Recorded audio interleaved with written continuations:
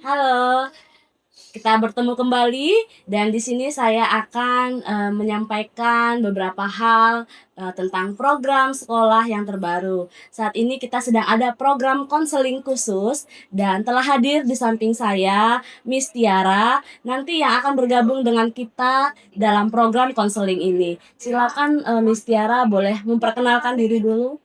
Halo, saya Tiara. Saya sebelumnya pernah berkuliah di Universitas Andalas, lalu kemudian saya bergabung di satu lembaga pelayanan pembinaan mahasiswa, dan dari sana saya bertemu dengan banyak mahasiswa dan ada banyak kemiripan gitu ya, banyak mahasiswa berasal dari latar belakang keluarga yang kurang, em, kalau dikatakan kurang sempurna, ya semua keluarga tidak ada yang sempurna, tapi ada beberapa dari keluarga yang broken, sehingga itu yang mendorong saya kemudian untuk melanjutkan studi ke jenjang berikutnya, dan secara khusus saya mendalami tentang konseling pastoral, pendekatan konseling yang mengintegrasikan iman kekristenan dengan realitas psikologi manusia. Nah, jadi kemudian saya sekolah lulus dari STT Reform Indonesia, konsentrasi konseling. Mungkin itu kali ya perkenalan singkat. Nah, Miss Tiara melihat kondisi remaja saat ini, kira-kira bagaimana Miss Tiara memandang dan, mengapa perlu konseling bagi remaja saat ini? Ya, eee, tentu ya belakangan ini kita, eee, bukan hal baru bagi kita waktu kalau kita bicara kesehatan mental. Jadi, karena itu sesuatu yang di-booming-kan di generasi ini, dan sebenarnya apa sih kesehatan mental? Jadi sebenarnya kesehatan mental itu kan bukan sekedar, "Oh, dia punya gangguan mental," bukan soal itu. Tapi ketika kita bicara kesehatan mental, itu terkait dengan bagaimana kita bisa berfungsi secara penuh, mengoptimalkan keunikan pribadi kita seperti bagaimana Tuhan menciptakan kita. Sehingga jadi bicara kesehatan mental itu bukan soal dia punya gangguan mental atau enggak, tapi bagaimana dia berfungsi dengan baik sebagai dirinya dengan segala keunikannya, dan juga dia mempunyai relasi yang baik dengan orang di sekitarnya. Dan dia, kalau dia seorang siswa, berarti dia berfungsi sebagai siswa secara baik, secara penuh. Dia punya motivasi, dia punya semangat, dan dia punya cita-cita. Ya, tentu itu bicara tentang itu. Nah, realitasnya kondisi saat ini, kalau kita baca ini ya, Miss, kalau kita baca berita-berita digital ataupun surat kabar, itu kita melihat bagaimana kondisi generasi muda, secara khusus remaja di zaman ini. Nah, jadi beberapa waktu ini saya melihat misalnya di tempo.co itu lebih dari 30% remaja Indonesia itu memiliki kesehatan mental yang buruk. 34% itu bukan angka yang kecil. Nah, kemudian itu diindikasikan lewat bagaimana motivasi belajar, kenakalan remaja, dan juga bagaimana mereka mengalami gangguan-gangguan mental gitu ya. Nah, itu seiring dengan itu ada lagi riset yang dilakukan, kalau tidak salah saya, Kementerian Kesehatan itu melihat bahwa sebahagian, ada sekitar 6% remaja itu memiliki gangguan depresi.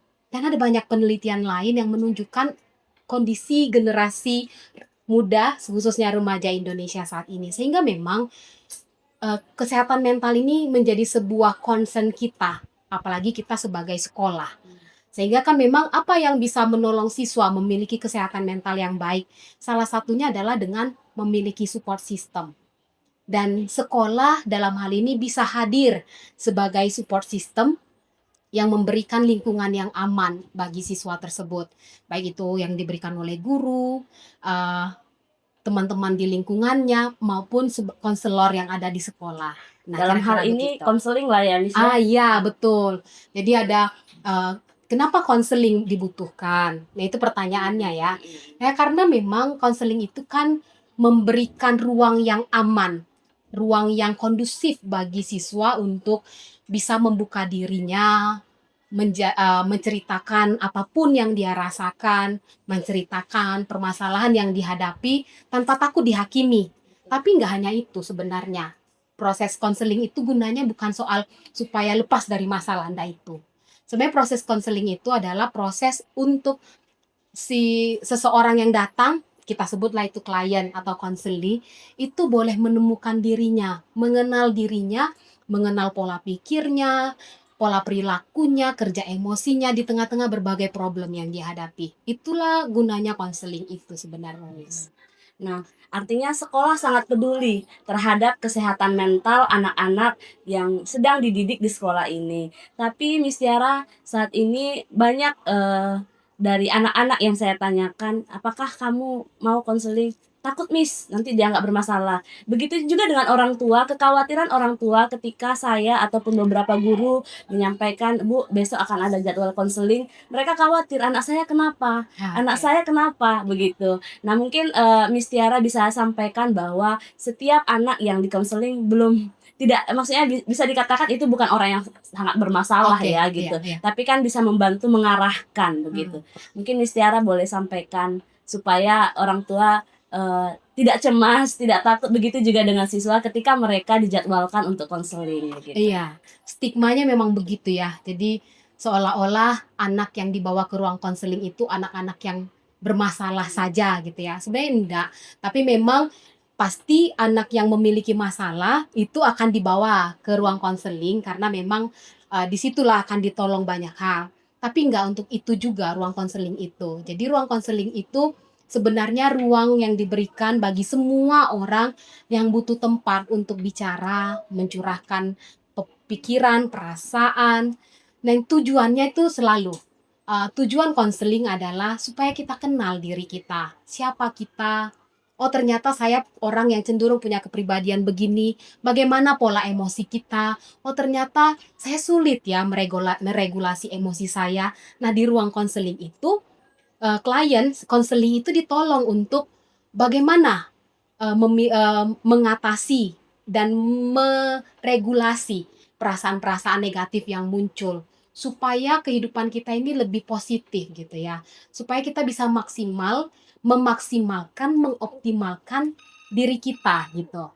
Potensi kita nggak dilingkupi oleh perasaan-perasaan negatif tadi. Kira-kira begitu. Jadi siapapun gitu loh, nggak hanya siswa yang bermasalah. Jadi saya tuh Miss dulu waktu saya di kuliah konseling, saya tuh di konseling dulu pertama-tama dan cukup lama, lebih dari setahun saya di konseling. Itu bukan karena saya bermasalah, tapi justru ruang konseling itu menolong saya, akhirnya saya mengenal diri saya lebih dalam lagi. Saya mengenal kepribadian saya dan saya belajar untuk menerima, oh saya punya kelebihan ini dan saya harus optimalkan. Dan saya belajar merangkul, oh saya punya banyak kelemahan. Bagian ini nih kelemahan saya. Ada hal yang bisa saya perbaiki, tapi ada hal yang nggak bisa gitu ya. Soal kepribadian, kita kan nggak bisa. Saya yang ekstrovert harus jadi introvert, kagak bisa. Tapi saya bagaimana bisa merangkul diri saya, menjadi diri saya, dan memaksimalkan apa yang saya miliki ini. Gitulah Oke. kira-kiranya fungsi ruang konseling itu. Oke. Berarti konseling bukan untuk ditakuti ya, Miss ya.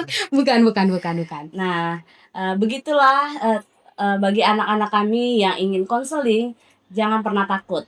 Nah, dalam konseling nanti kalian akan dibantu untuk mengenal diri sendiri dan mengenal potensi kalian apa dan akan diarahkan kalian akan kemana.